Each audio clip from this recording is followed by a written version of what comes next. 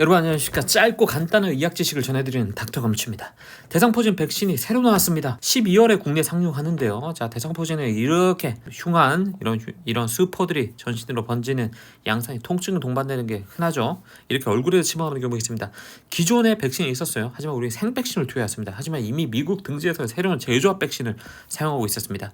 거의 압도적인 퍼포먼스로 이런 조스타박, 스카이 조스터 같은 기존에 있는 생백신들을 다 퇴출시키고 있습니다. 사실상 거의 미국에서는 독점하고 있습니다. 그런데 우리는 이제 조금 늦게 상륙했죠. 국내는 12월 달에 상륙 예정입니다. 50대 이후로 급증하고 있는 어느덧 1972년 만 50세 JYP, 유재석, 장동, 고음, 민종이 형 이런 형들이 벌써 나이가 50이 됐군요. 이런 50세 이후로는 이렇게 대부분 걸리는 사람이 50대 이상입니다. 대부분 50대 이상이고 여자가 많죠. 61%, 남자 39%. 한 해 72만 명이 감염이 됩니다.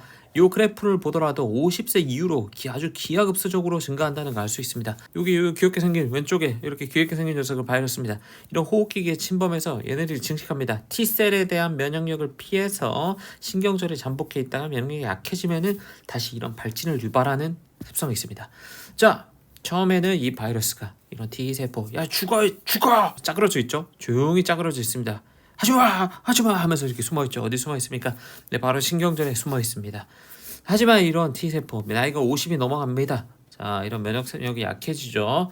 난 이미 나이가 이러면서 T세포가 약해지는 이 틈을 타서 이놈들이 지금이니 하면서 이렇게 세상 밖으로 나옵니다. 신경절을 타고 수포를 일으킵니다. 이걸 대상포진이라 하죠. 자, 50세 이후로 면역력이 저하됩니다. 이럴 때 대상포진이 발생하게 되죠. 엄마가 대상포진입니다. 딸도 확률이 높아집니다. 가족력이 있습니다.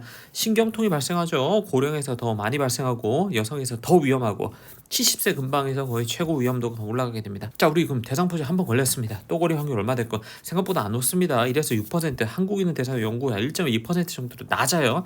국내 재발률 2% 안 됩니다. 여성이나 통증이 오래 갔던 경우에 상대적으로 걸릴 확률이 조금 높아지죠. 보통 걸리고 3년 이후에 재발이 많습니다. 기존의 백신, 조스타박스, 스카이 조스터 같은 그런 생백신들이 있었는데 얘네들이 효과가 좀 떨어진다는 얘기가 항상 있었어요. 50에서 70세까지는 예방 효과가 굉장히 좋았지만은 또 고령으로 가면서 효과가 떨어지더라. 10년 이후에는 신경통과 대상포진 예방률이 모두 크게 떨어진다. 어찌되었건 10년 이상 좋은 효과가 유지되지 않아서 사실상 현재는 주요 시장에서 다 철수해 있는 상태죠.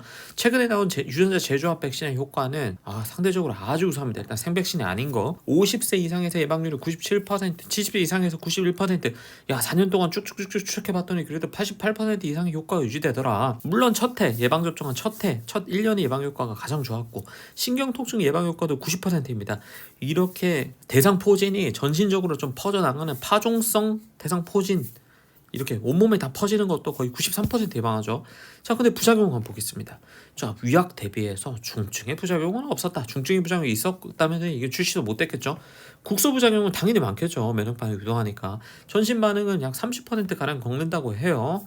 처음보다 두 번째 맞을 때가 좀 더 흔합니다. 우리 코로나 백신 맞을 때랑 비슷하죠. 국소 통증이 78%, 그냥 빨개지는 게 38%고 붓는 게 25%, 근육통이 44%, 피곤한 게 44%.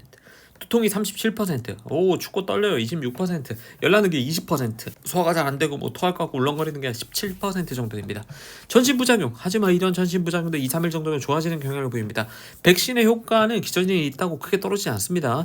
호흡기계, 신장 등 각종 기저질환이 있다고 한들 효과가 조금 떨어져요. 없는 분들에 비해서는 면역력이 아무래도 조금 면역 반응이 좀 낮겠죠. 하지만 통계적으로 의미 있게 떨어지지는 않습니다.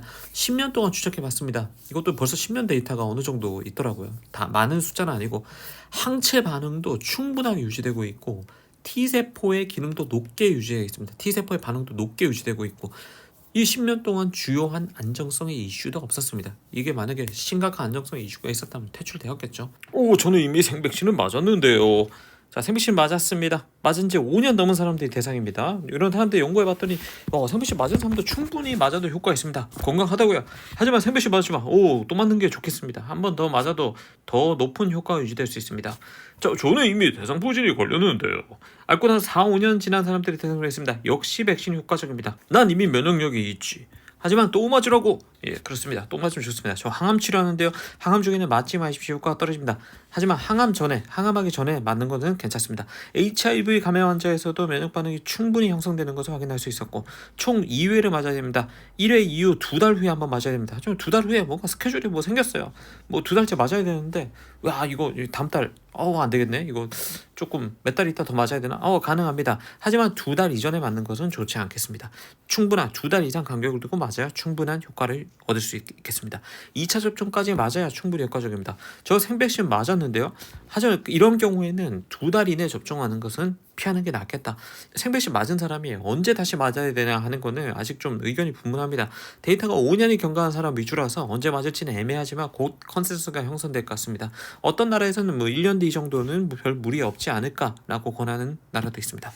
자, 비용입니다. 최소 2번 맞는데 최소 40만 원 이상, 평균 50만 원 정도 되지 않을까 싶습니다. 비쌉니다. 대상포진에 걸리고 재발 위험이 1%대니까요. 1%대니까 굳이 1% 리스크를 안고 이거 4, 50만 원 써야 되나? 라는 또 비용 대비 효과. 자, 1차 접종한 이후 대상포진에 걸렸습니다. 야, 1차 접종했어요. 근데 뭐 한 달 있다 대상포진 걸렸어요. 내 돈 내놔 의사 양반 이럴 수 있겠죠. 그럼 2차 접종은 보류합니다. 충분한 기간을 두고 추후에 2차 접종합니다. 이 기간이 언제 맞는 것이 좋겠냐는 것은 아직 컨센서스가 형성이 안 돼 있고 최소 1년 이상은 조금 둬야 되지 않나라는 생각입니다. 자, 이상입니다. 자, 여러분의 구독, 좋아요, 여러분의 슈퍼 땡스가 저에게 큰 도움이 됩니다. 감사합니다. 슈퍼 땡스 감사합니다, 여러분들.